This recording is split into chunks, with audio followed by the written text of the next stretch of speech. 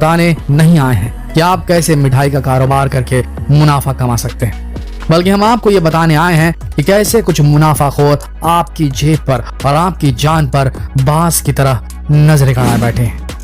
जरा सा मौका मिला नहीं कि वो आपको बीमार कर देंगे। तभी तो हमने आपसे सवाल किया कि 1 किलो दूध से 4 किलो मिठाई कैसे बनती है। इसका सीधा सा जवाब है मिलावट से। और ये मिलावट कैसे होती है, कैसे दिन रात हमारी आपकी जिंदगी से खिलवाड़ की कोशिश की जा रही है, ये जानने के लिए आज आपको ये वीडियो देखना बेहद जरूरी है। तो आपसे विनती है कि अपनी और अपने परिवार की सुरक्षा के लिए, अपने बच्चों की अच्छी सेहत के लिए ये वीडियो अंत तक जरूर देखें।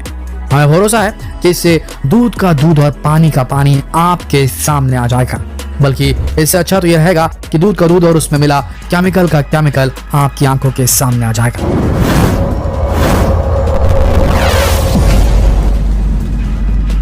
त्योहारी सीजन चरम पर है। एक के बाद एक कई त्योहार आने वाले हैं। जाहिर है रिश्तों में मिठास घोलने के लिए मिठाइयों की खरीदारी भी जोर शोर से होगी।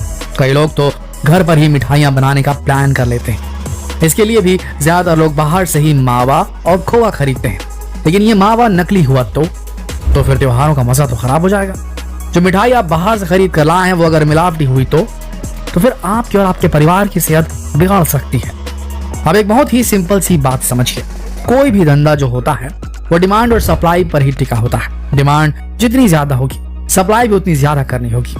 हमारे देश में ही होता है त्योहारी सीजन के दौरान।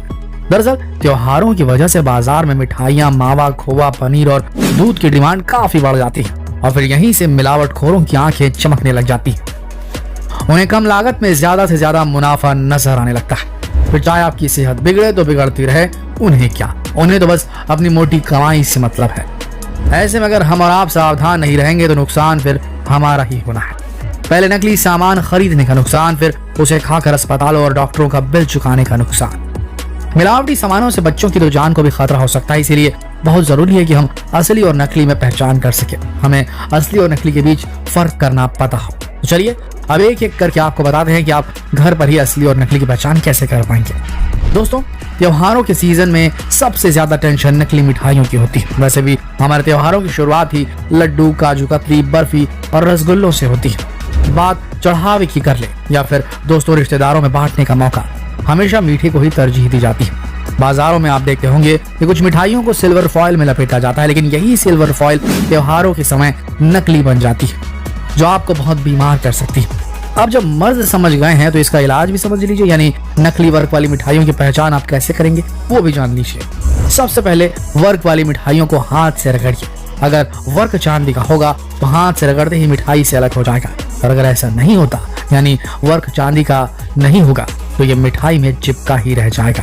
तब आप समझ लीजिए कि मिठाई पर चिपका हुआ वर्क चांदी का नहीं बल्कि एल्यूमिनियम का हो सकता है, जो आपकी अतड़ियों को बिल्कुल भी रास नहीं आने वाला, क्योंकि इससे पेट में इन्फेक्शन का खतरा कहीं गुना बढ़ जाता है।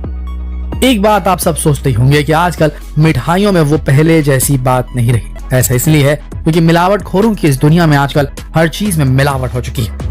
मिलावटखोरों का तर्क अक्सर ये होता है कि त्योहारों में जिस हिसाब से मिठाइयों की डिमांड बढ़ जाती है उस हिसाब से दूध, खोआ और मावा की सप्लाई नहीं होती। फिर भी हम पाते हैं कि बाजारों में मिठाइयों का मार लग जाता है। मतलब साफ है कि आम आदमी मजबूर है। पूरे पैसे चुकाने के बाद भी मिठाई असली मिले इसकी कोई गारंटी नहीं। फिर तो सावधानी ही बचाव है।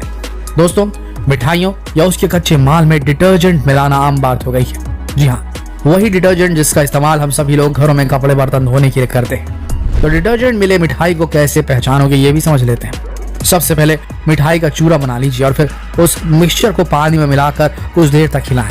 अगर उसमें से झाग निकलने लगे तो समझ लीजिए कि हो गया खेल। उस मिठाई में 100% डिटर्जेंट मिलाया गया है, या फिर जिस दूध से वो मिठाई तैयार हुई है उसे बनाने के लिए शैम्पू का इस्तेमाल किया गया था। ऐसे में हो जाइए सावधान, क्योंकि मिठाई आपकी खुशी को ग्रहण लगा सकती है। एक बात और ध्यान रखने वाली है कि अगर आप थोक में मिठाई खरीद रहे हैं तो पूरे बेशर्म होकर दुकानदार से उसका सैंपल मांगिए, यानी थोड़ी थोड़ी सबसे लेकर उसे चेक करिए, उसकी महक लीजिए। अगर मिठाई खराब होगी या फिर बासी होगी तो आपको पता जरूर चल जाएगा। थोड़ी सी मिठाई जुबान पर रख के देखिए, अगर हल्का भी खट्टापन महसूस हुआ तो उसे मत खरीदिए, क्योंकि वो मिलावटी हो सकती है। अब इतना सब कुछ देखकर अगर आपके मन में ये सवाल आने लगा है कि भाई इससे बेहतर तो घर पर ही मिठाई बना लें, तो जरा ठहरिए, कुछ पेंच इसमें भी है। तो क्या आप घर पर मिठाई बनाने के लिए खोया मावा तो बाजार से ही खरीदेंगे, है ना? तो फिर क्या गारंटी है कि असली हो या शुद्ध हो? चलिए अब इसकी जांच भी कैसे करेंगे वो भी समझ लीजिए। अगर खोआ खरीद रहे हैं तो थोड़ा सा हिस्सा अपने अंगूठे पर लगा लें, फिर उसे सूंघें। अगर घी की महक आ जाए तो समझ लीजिए खोआ असली है, और अगर ना आए तो फिर भूल कर भी उसे खरीदने की कोशिश न करें। यही काम आप मावे की टेस्टिंग के लिए भी कर सकते हैं। नकली मावे से घी की खुशबू तो आने से ही, हाँ दुर्गंध जरूर आएगी, वो भी अजीब सी। असली मावा खाने पर मुंह से चिपकता नहीं है, लेकिन नकली मावा मुंह में चिपकने लगेगा। मुंह में डालने पर अगर मावा दानेदार टाइप का लगे तो ये भी उसके मिलावटी होने के संकेत हो सकते हैं।